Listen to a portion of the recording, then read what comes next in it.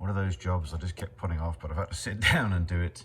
If you can imagine, this black line here is a representation of the splitter. That's the front wheel. The blue section is just a quick representation of the bodywork, a cut through section basically where the pivot would be. And it's time to try and generically get the front pivot bar system working. So known basically what I want with these links, where those links got to be positioned in comparison to the bodywork, and get them to work now. So unfortunately, due to how I've wasted the bodywork around the front wheels and basically made the wheels very tight inside the wheel arches, this bottom very corner of the wheel arch is kind of a little bit, instead of going vertically straight, instead of having a port that sort of comes to here and then the wheel arch being kind of straight and boring, I've kind of wasted it back into the wheel. It looks aesthetically better, also it's better for the aero, so effectively it extends as far as it can at the wheel. The only problem was this particular area here, trying to not hit the wheel as you open up. As you can see, it's still kind of about 5 or 10 mil into the wheel at that point. Now, it's a bit of a pain, but I'm gonna have to put up with it. It's just one minor compromise. So as we open the front clip, it's just touching here. So we're gonna have to put like a half or maybe 3/4 of a turn of steering lock on to make sure that the bodywork doesn't hit the wheel as you open the front clip. But it does mean now that the front clip can be virtually opened. As you can see, this the hard point here in the splitter, it can be virtually opened almost to the point of being vertical at the back here, and the bull nose that's on there would still be in front of the splitter. So effectively that won't cause a problem. So if you can imagine, this nose here will actually extend and be in front of the clip. Like I say, due to the way I've styled the wheel arch, most people will come here and come sort of vertical down, which gives us more clearance here. I kind of wasted that because it just looks nicer, and basically kept it as close to the wheel as I could. But see, the downside of that is when the front clip opens, this has a tendency to hit here. With a single pivot point on a rose joint, that wouldn't be so much of an issue with having a straight piece here. But having this curved and follow and basically come back as far as I can, close to the wheel, aerodynamically nicer, but unfortunately it does tend to get in the way of having a single point pivot, because basically that just wants to go bash into the wheel. So we had to do a multi-point pivot to open that up.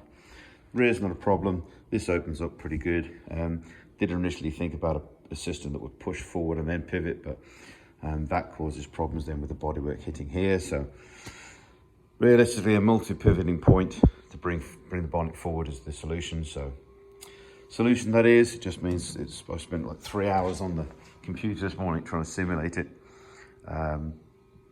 So we will have to turn the wheels, probably about like one turn either side to open the front clip. But the clearance on the front clip now, this clip will technically be almost vertical, sitting in front of the splitter. So there'll be lots of clearance for you to be able to get in and do whatever you need to do, the access panel for the pedals, or need to adjust anything on the roll bar or the suspension. Pretty much you can have ultimate access. So one of those annoying kind of jobs that I had to start, and I kind of been putting it off because it's a pain. We have got some like Audi TT bonnet vents that I was trying to sort of incorporate, but to be honest, A, kind of heavy, and B, it wasn't the right pivot, which is a shame. And so we used a Mitsubishi rear. We used a Mitsubishi style pivot point for the rear, but the rear was basically a lot simpler. The wheel effectively didn't have the issues with opening and closing. So that's on the front bonnet. We're doing that. So we have now got. I just put through this. I should have kept the turbo off, to be honest. But we've now got our system for the twin fans and the Hayabusa curved radiator for the intercooler pump. For the charge cooler, water radiator, should we say. So you see through here, And basically we've got a nice curved aluminum radiator. It's now got a sealed top to keep it pressurized, which will, once we've finished with the bodywork, as in just final setup, then basically I'll put a welded aluminium plate that weld to the bottom there that we can then screw into through here. So I'll put nuts to the back and we'll just put a couple of screws access to there, and we'll seal on the inside better. And then the top plate will have another bracket that's glued onto there with an extra couple of screws. But I really need to finalize the metal brackets. There's one metal bracket here that bolts the side of the radiator. There's another at the top here which we've done to a aluminum turned pin that fits onto the cover there. Before anybody asks, yes, that's the radiator cap. Yes, that would have been active on the Hayabusa. No, we won't be using this. This 1-inch hose here, plus these little, well, probably not so much that one, but this one here, which is just a vent bleed from the top there. Both of these will be obviously connected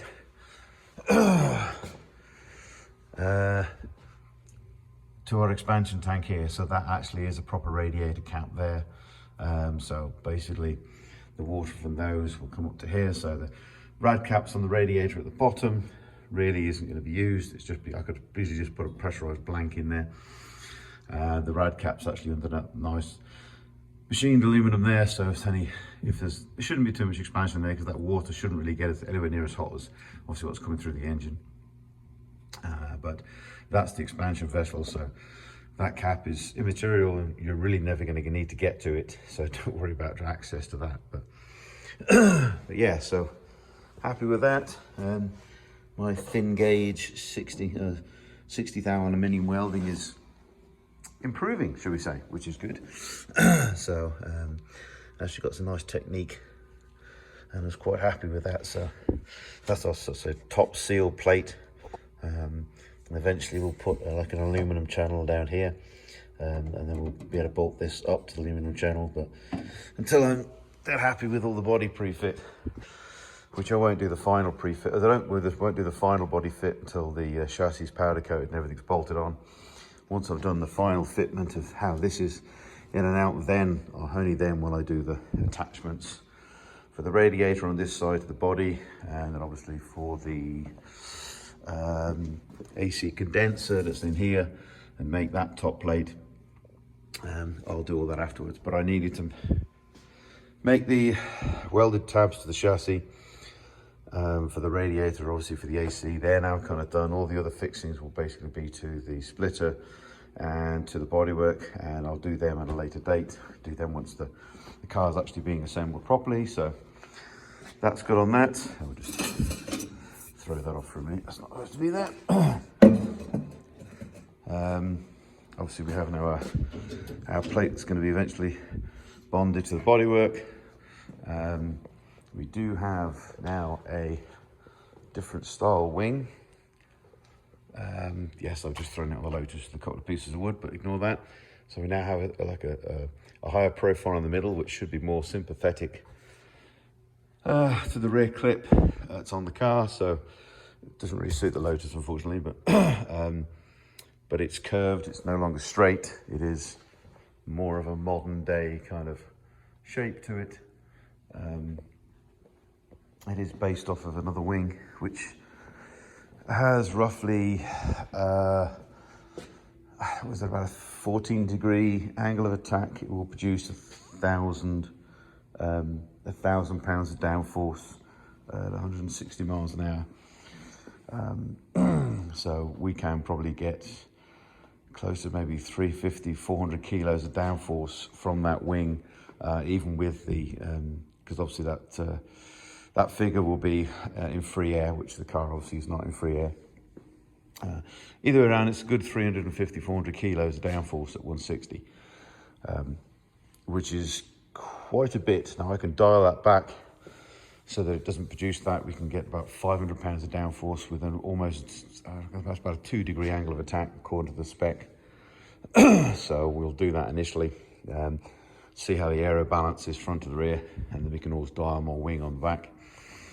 So we have two options for the wing now. So we have the dead straight wing, which is 14 inches chord, and I don't know the specifications of that, but I'm guessing it's going to be quite a lot more because it's basically huge.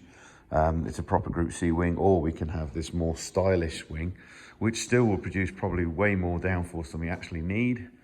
But effectively it's a little bit more stylish, and the curvature across the back of the car is a little nicer, because obviously the back of the car is curved, so it's not identical to that. It's a bit more aggressive than that, but anyway, yes. So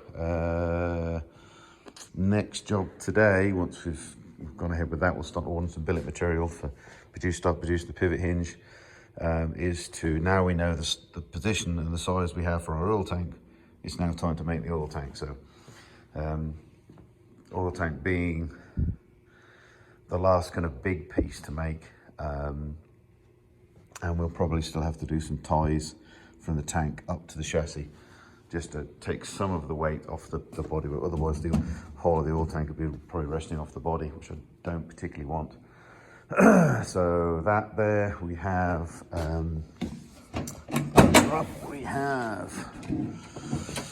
made our brackets with our rubber mounts for the hydraulic pump.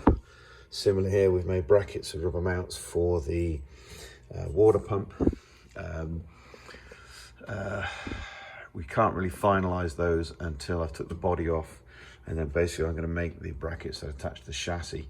So basically they're not sitting on the splitter or the body, but yet again they're physically attached to the chassis. So I'll do that once I pull the side skirts and the body off.